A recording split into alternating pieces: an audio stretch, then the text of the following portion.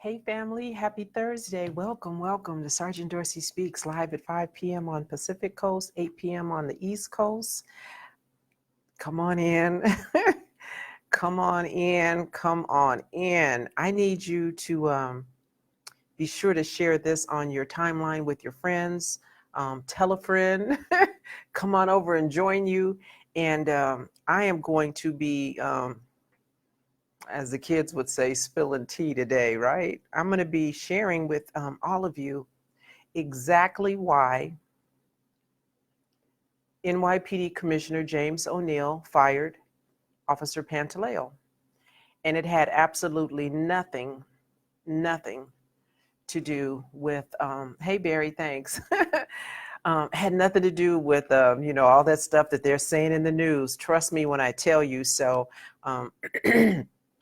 I'm gonna give you all of I'm gonna give you all the tea, as the kids would say, about that. So you want to make sure to tell your friends and listen. You may want to have a pen and paper at hand because while you can certainly replay this and listen to it again and again and again, you might just want to take a couple of notes so you could share it with family. Because listen, I know that there are some folks out there that are possibly affected by this whole outcome of Daniel Pantaleo being fired. So for those of you that are new, first timers, trolls, welcome.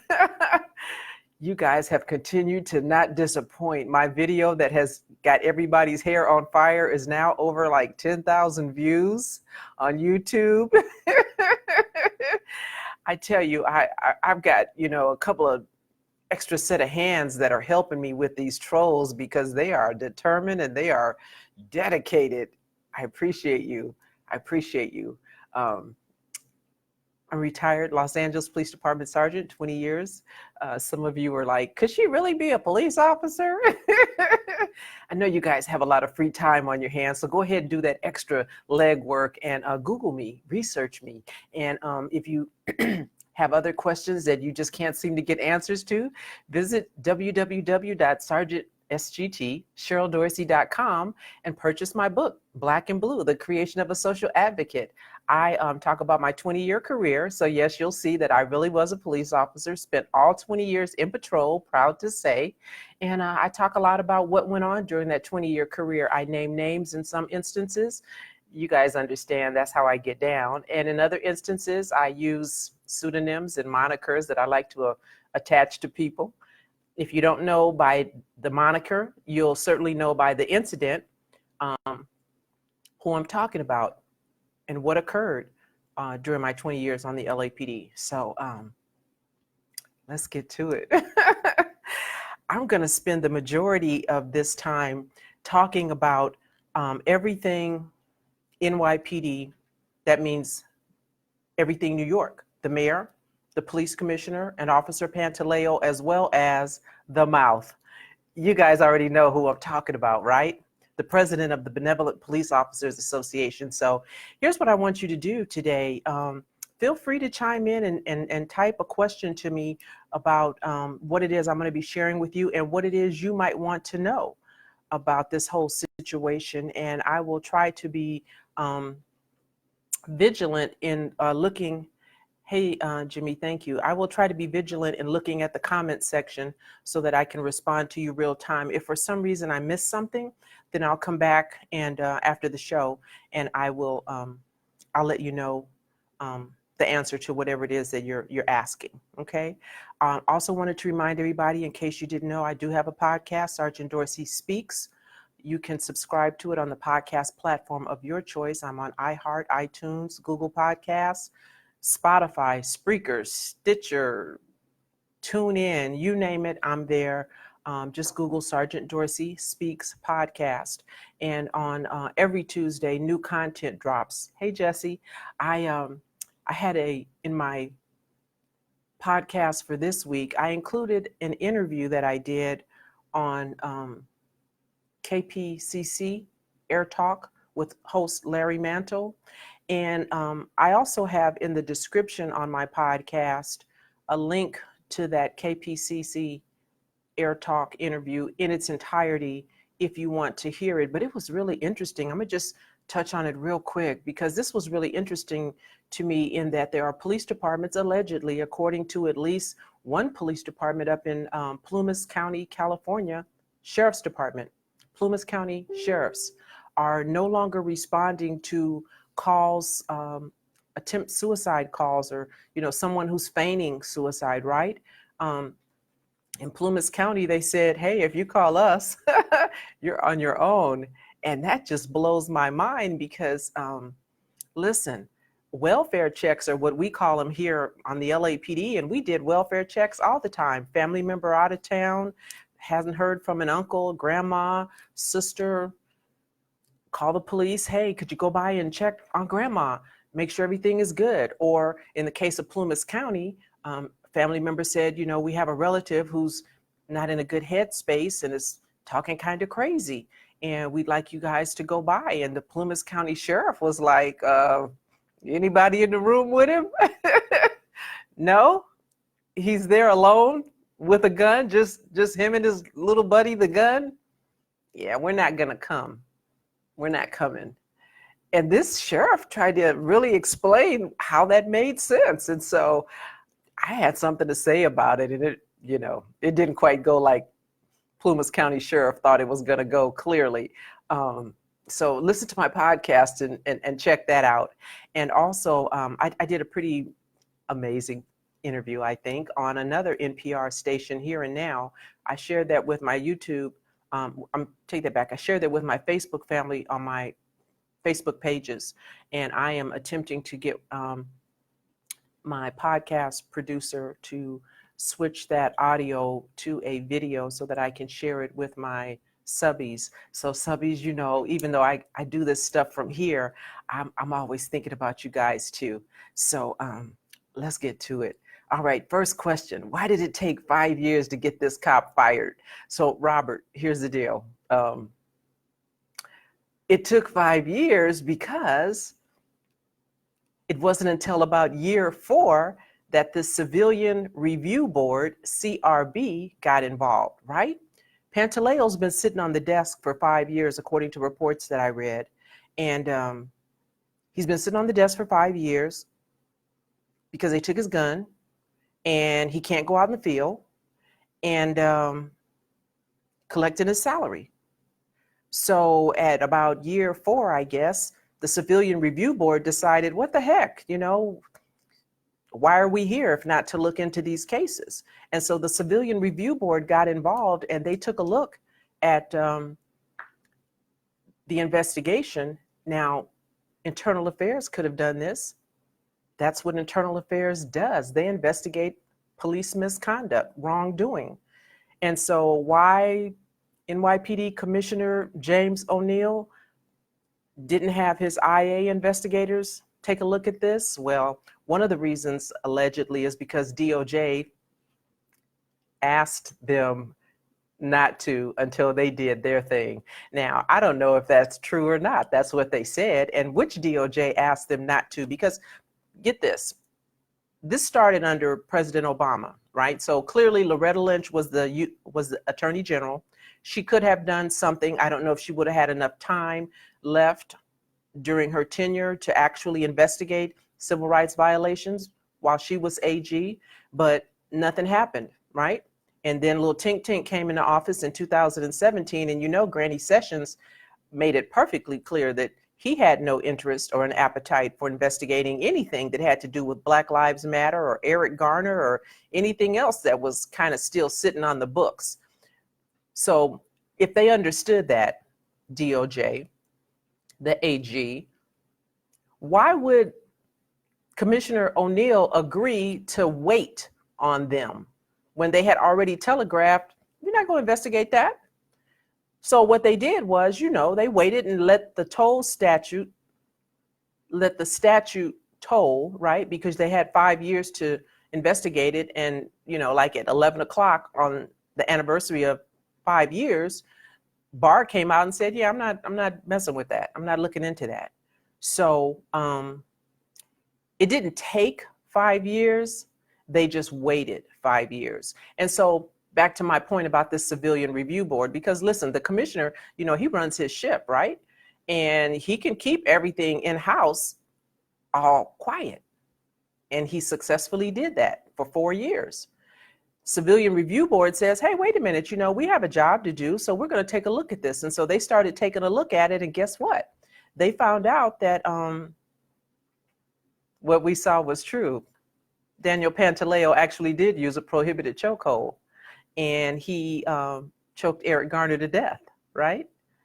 And that whole mumbo jumbo about, well, he put him in they tried to say, I read somewhere at one point it was a seatbelt hole. I'm like, what the heck is a seatbelt hole? They wanted to call that everything but a choke hole because it was prohibited. So they started off with the seatbelt hole, and then they said, well, that was okay. Even if it was a choke hole, it was okay because they had Pantaleo, when he jumped on Eric Garner's back, had been pressed up against a plate glass of a business, and he was concerned, Pantaleo, that the glass might shatter. Now listen, I'm not a glass installer, but I'm just thinking, because of liability, any business owner is not going to have glass that's so thin that a person leaning up against it is going to break it, right? I bet you that glass could withstand doggone Hurricane 5 winds. So that doesn't really pass the smell test with me.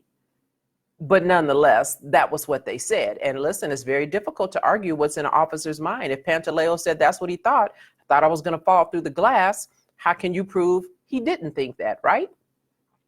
Nonetheless, Civilian Review Board gets the investigation, and they say, okay, I'll give you, Daniel, that choking him in the upright position was okay. But once you guys were down on the ground, then you should have let him go. You should have let him go.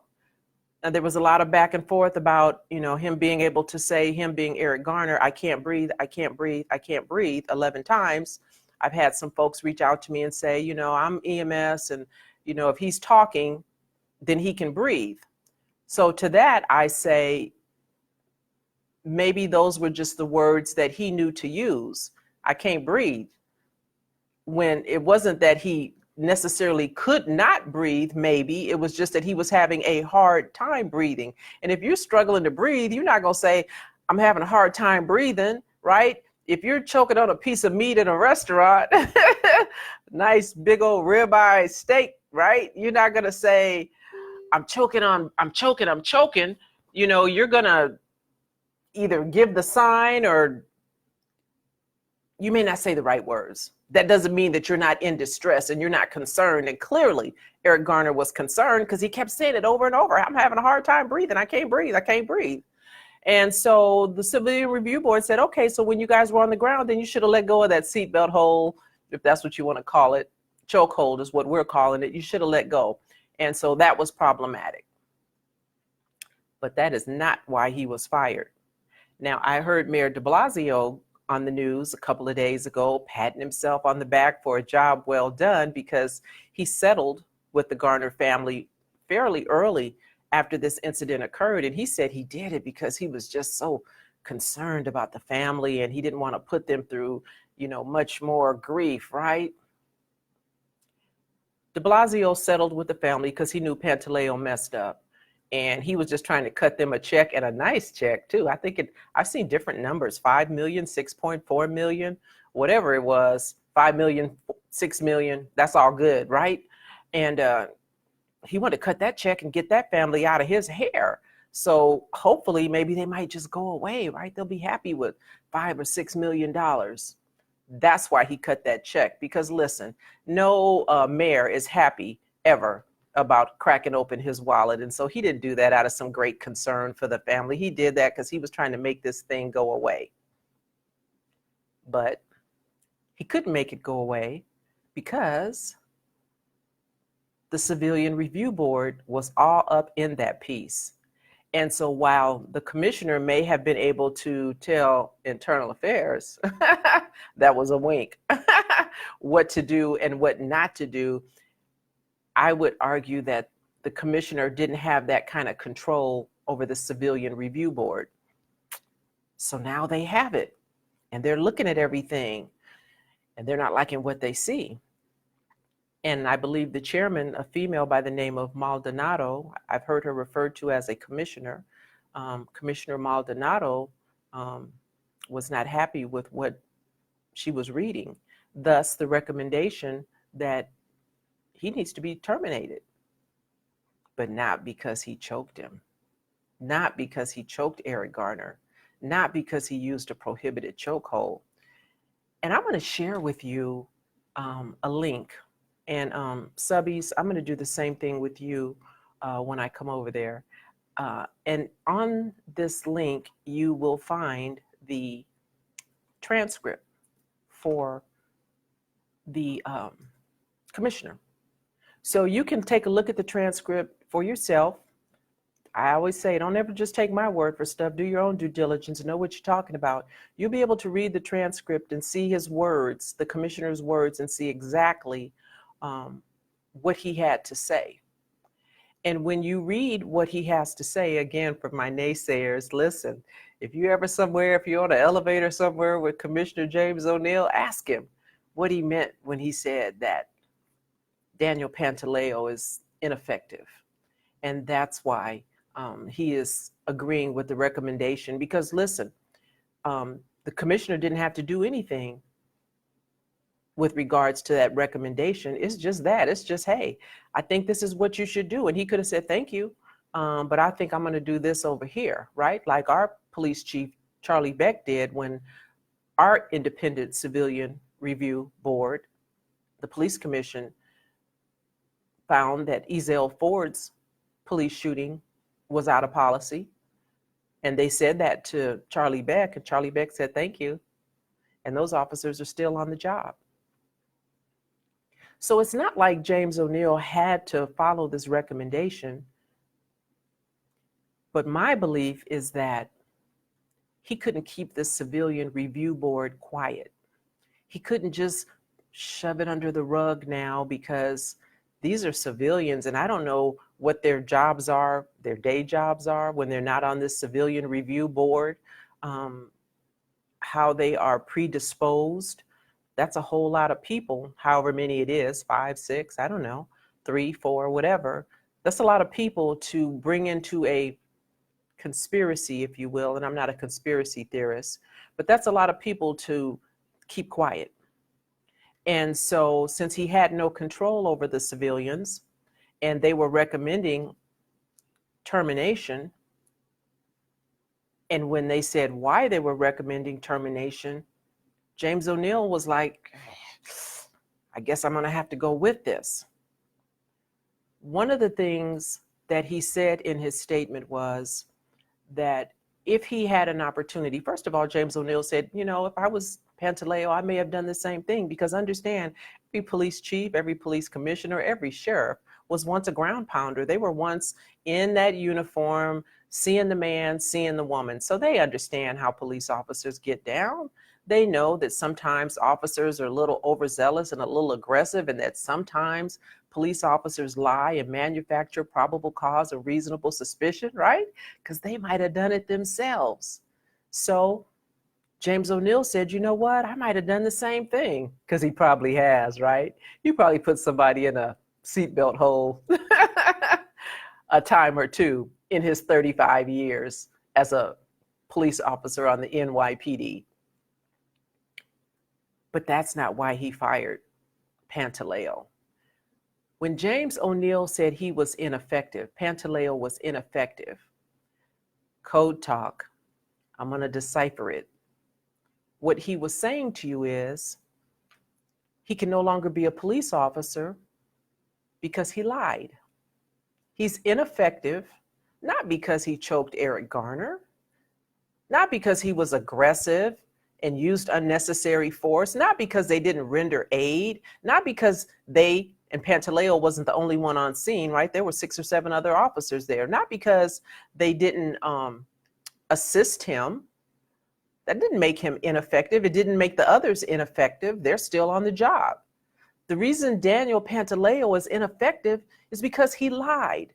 And everybody on here with me who is law enforcement understands exactly what I'm talking about. And that press conference that the commissioner had wasn't for us, the public, us. It was for his troops. It was for his troops. And when he said, if I could talk to Daniel, I would say, don't do it. He didn't say, don't do it, don't choke him. He just said, don't do it. And everybody probably assumed that the commissioner meant he should not have choked Eric Garner. That's what he meant, don't do it. What I believe the commissioner meant when he said, don't do it, was don't lie. Why'd you lie? When he said that some of my officers are not going to agree with me, and he's looking into the camera, you know, and and giving all kind of twitches, and he's letting his officers know, you understand, I had no choice. He lied. And now the Civilian Review Board knows that Daniel Pantaleo lied. He lied when he said he didn't choke Eric Garner. That was a lie. And for a police officer to be found guilty of giving false and misleading statements, AKA lying, makes you ineffective. Because as a police officer, you can no longer make an arrest. You can no longer go to court and raise your hand and testify under the penalty of perjury that what you are saying is true and correct, because you have been shown to be a liar. And any good defense attorney who gets wind of that kind of information in a courtroom setting will have that case thrown out in a nanosecond. I know some of you have seen instances where officers have been found to have lied, and then we hear that they were involved in X amount of cases that were dismissed. I read in Commissioner O'Neill's statement that Pantaleo was involved in 300 arrests, because he was trying to say what an amazing guy he was, right? He was involved in 300 arrests. My camera's kind of weird. Get me back in the middle. He was involved in 300 arrests. So I'm thinking, as I'm listening with my supervisor ears, that that's probably 300 people who are going to get a get out of jail free card. Or if they've already been arrested and they've done their time, anybody with an arrest report, anybody that's done time under the name of Daniel Pantaleo, you need to get an attorney. And you need to have your attorney talking to Commissioner James O'Neill about his lying cop, because listen, we can't trust anything this guy's been involved in. We can't trust anything that he said with regards to probable cause or reasonable suspicion, or how he gathered evidence and how he maintained whatever it is, chain of custody involving arrest, because you know he was a hot shot, right? You know he was a hot dog. And so 300 people should be getting their stuff overturned, dismissed. Go in peace, my son.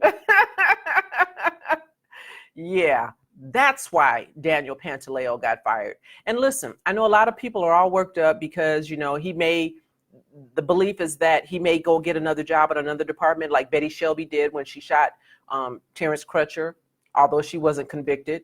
She wasn't found guilty of anything administratively or criminally. Timothy Loman shot and killed Tamir Rice. He was fired, not for lying, but he was fired. The shooting didn't make either of them ineffective as a police officer. And you would think that shooting someone certainly would make you ineffective as a police officer. That's certainly much graver than choking somebody. A death occurred in each instance, but using a gun versus choking someone to death, you would think then same, they should be ineffective, right? The reason that Daniel Pantaleo is the only one that's ineffective is because he lied. He lied. Much like a surgeon, right? Who's blind and can't see. He's ineffective. He can't go in an operating room and do delicate procedures if he can't find a damn artery because he can't see. An officer who can't carry a gun, an officer who's been proven to be a liar, is ineffective. And that's why Daniel Pantaleo was fired. And that's why James O'Neill was just tortured. He did not want to fire Pantaleo. And why do I say that? Well, because Pantaleo was sitting on the desk for 5 years. They could have gotten rid of him 4.5 years ago because they knew James O'Neill and his IA investigators and the AG and everybody else who looked at the evidence, who looked at the statements, they all knew that Daniel Pantaleo lied. But they were hoping that we were going to have short-term memory and that folks were going to go away, and they didn't expect the Garner family to be so persistent in their cries for justice in the name of their loved one. They didn't expect that the public would continue to pay attention. I mean, my God, it's been 5 years, people. What the, right? It usually takes about 48 hours before we lose interest and move on to the next shiny object. And so they were just waiting. And you know why I say they were just waiting? Because something else just happened. And I'll share a link with you again with regards to this whole case. And so my question again is, why did this just happen 5 years later? There was a female sergeant who was on scene. Her name is Kizzy Adonis. And just in the last few days, this week, Kizzy Adonis, Sergeant Kizzy Adonis, who stood by, a Black woman, by the way, who stood by and watched Officer Pantaleo use a prohibited chokehold and do nothing. She did nothing to stop that use of deadly force, that prohibited chokehold. She did nothing to save that man's life when he was yelling, "I can't breathe, I can't breathe." And they are just now, 5 years later, dealing with her. Why are they just now dealing with Kizzy? I don't know. Maybe because the Independent Civilian Review Board was going to take a look at her situation next, or maybe they already did. But you know what they did with Sergeant Kizzy Adonis? They took away 20 vacation days. That's what they did. A man lost his life. She was there to oversee, to manage, to supervise, to intervene and stop misconduct from occurring. And she didn't. And for that, they just now, 5 years later, decided to take 20 days of her vacation away from her. I don't know how they do it over there. She pled something. In the article, it says, that she copped a plea. She was headed to a trial, and that the commissioner and the mayor know about it, obviously, because nothing happens without de Blasio knowing. And the commissioner agreed that, they would accept her plea, whatever she pled guilty to administratively. And as a result of that, they punished her by allowing her to relinquish 2 weeks of vacation time. It's outrageous. It's outrageous. It's insulting. And that lets me know that they're intellectually dishonest when they get in front of the TV with those little sleepy puppy eyes and act like they really care about Eric Garner and his family, and they wanted to do the right thing. And now can we just move on, people? Now can we start to heal? I mean, you see, I tried so hard. I wanted to do the right thing, and I did do the right thing, and the officer's going to lose his job. Poor little Pantaleo. Speaking of losing his job, you guys know about that GoFundMe, right? I took a look today before I came on, and it's they've almost reached their goal, which was $150,000. I think they're like at $130,000 for this GoFundMe. So I don't know why everybody's all, other than that's what they do for each other over there, that other clan.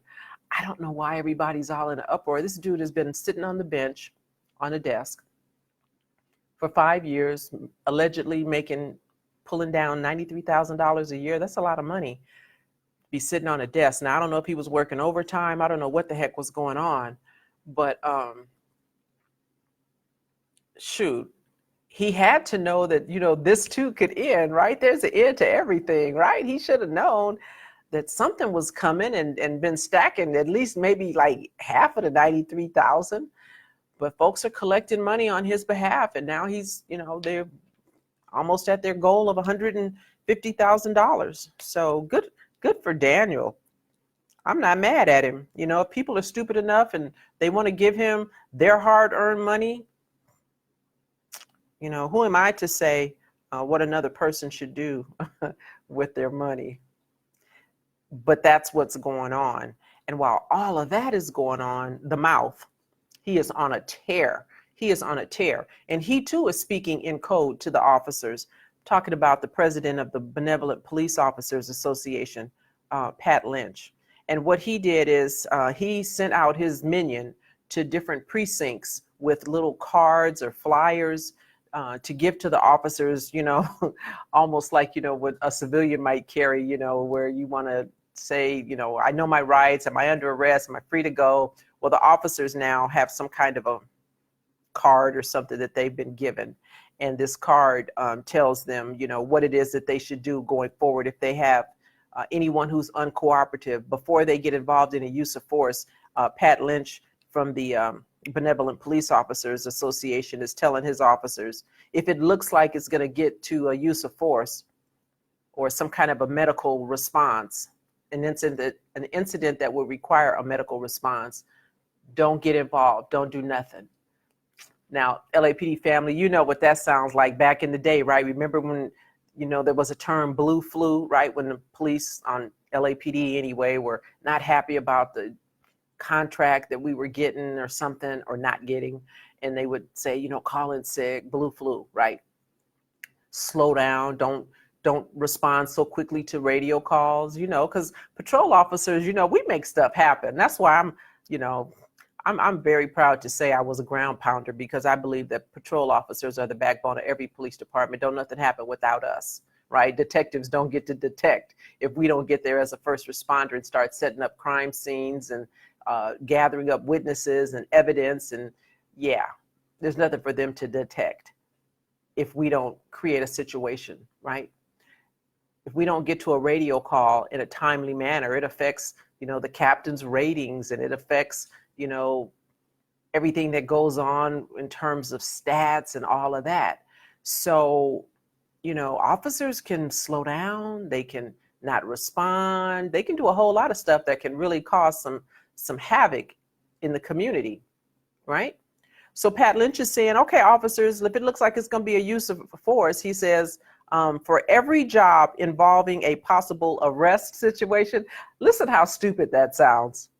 He's telling his officers, for every job, every radio call, every observation involving a possible arrest situation, he's telling his officers to request a patrol supervisor and a backup before they do anything.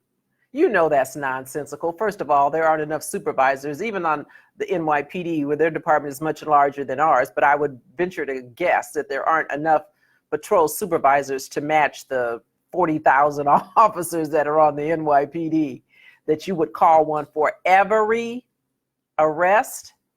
It's just nonsensical. And, you know, when you think about it, calling a supervisor, is that helpful?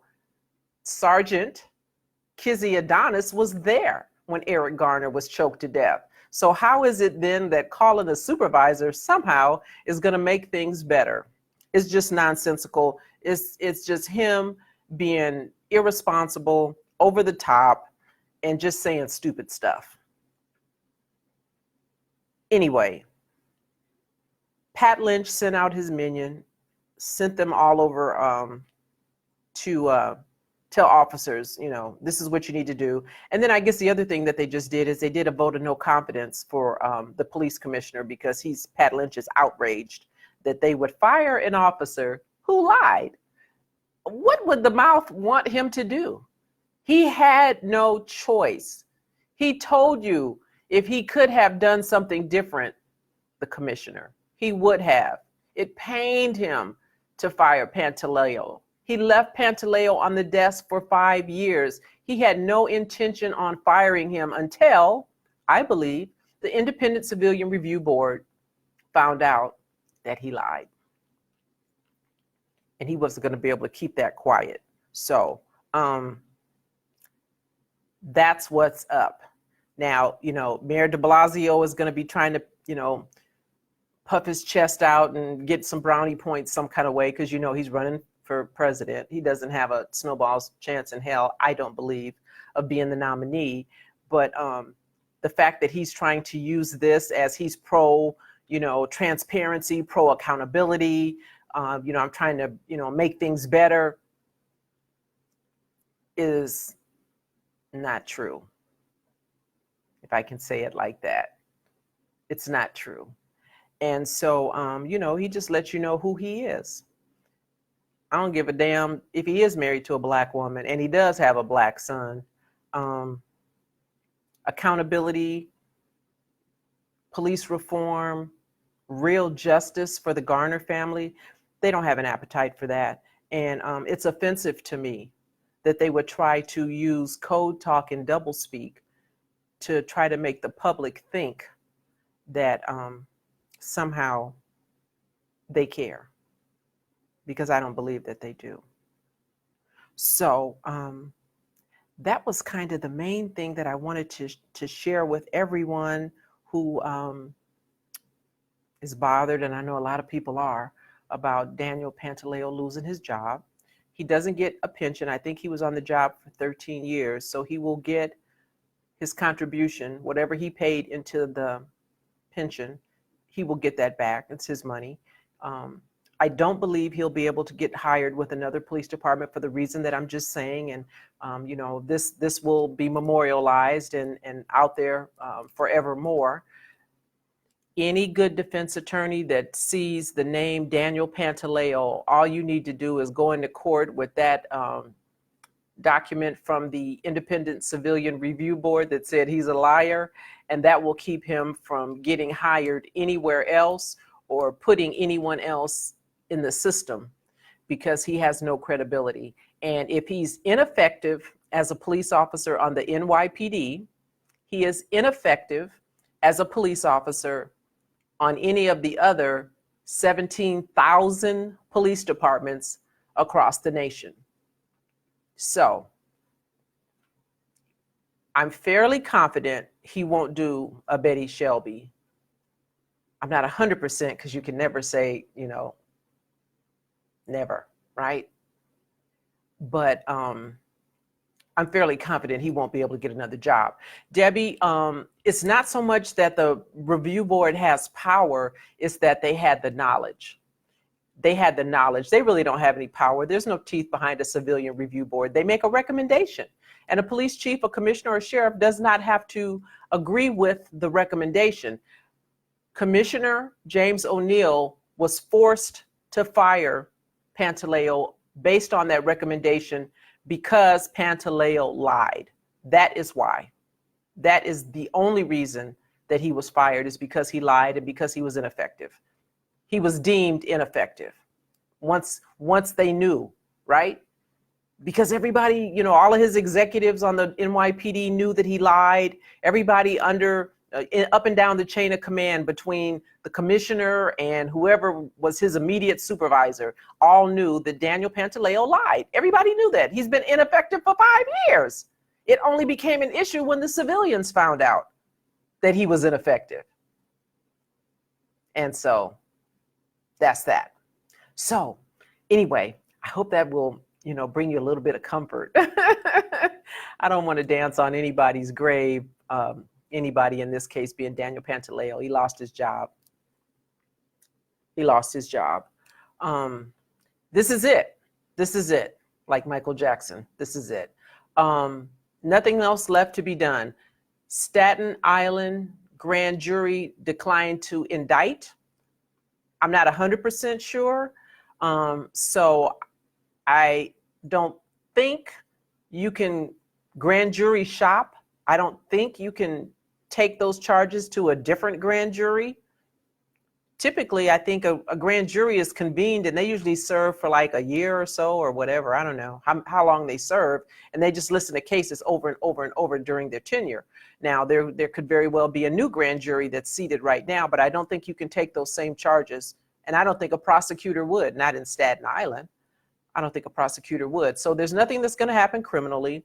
We know that the AG, U.S. Attorney General, has said they were not going to do anything as the statute was tolling. Once we get to 5 years, that's it. Nothing can be done there. Pantaleo lost his job. That's that. And I don't know what happened with the other officers, because much like Sergeant Kizzy Adonis, they kind of kept it on the low, right? I don't know if any of the other officers were disciplined, but if the supervisor, the person that's responsible for managing the scene, only gives up vacation, because that's what she did. She's not really suffering. She's giving up a vacation. Are you kidding me? So I don't know what is happening, if anything at all, with the other folks who were standing by. Because in my mind, everybody who stood around and watched this prohibited chokehold being applied to Eric Garner acquiesced misconduct. And you know what they would do to you if you acquiesced to robbery, right? If you're in the car and one of your friends goes in and commits a robbery in the grocery store and they kill the store owner, and you get caught, even though you never got out the car, you may not have even known that they were going to the store to commit a robbery, let alone kill somebody. What will they do to you? They will arrest you and charge you with that person's murder. So why those others who stood around and acquiesced Eric Garner's murder didn't get more than a 20-day revocation of vacation is offensive to me. And, this is why they don't want oftentimes the public to know about discipline. This is why, the Police Officer Bill of Rights, you hear me speak about, provides great shelter and confidentiality with regards to what a police department does to an officer when they adjudicate misconduct. I do believe a 20-day vacation being given up as a penalty under a plea agreement, nothing more will happen to the others. That's my belief. But if I hear something different, I'll let you know. And I appreciate everybody's interest. And do share this with others, particularly my New York family. And I see some of you on here. Y'all need to ask around. And if you know anybody who's been arrested by Daniel Pantaleo, any one of those 300 arrests that they talked about, then they need to sit down and have a fireside chat with Commissioner James O'Neill about this lying officer and what are we going to do to get my case dismissed. So that's that. Thank you guys for stopping by. Appreciate your interest. Appreciate you sharing this on your timeline so that everybody near and far will get to hear that Daniel Pantaleo was fired because he's a liar, not because of a chokehold. Being fired, being a liar makes him ineffective. So thank you for coming by. Visit my website, sergeantcheryldorsey.com. For my YouTube subbies, be sure to like, subscribe, follow me, whatever it is you guys do over there. Tell a friend. And until next time, you guys, you know what's up. Be good. Be safe.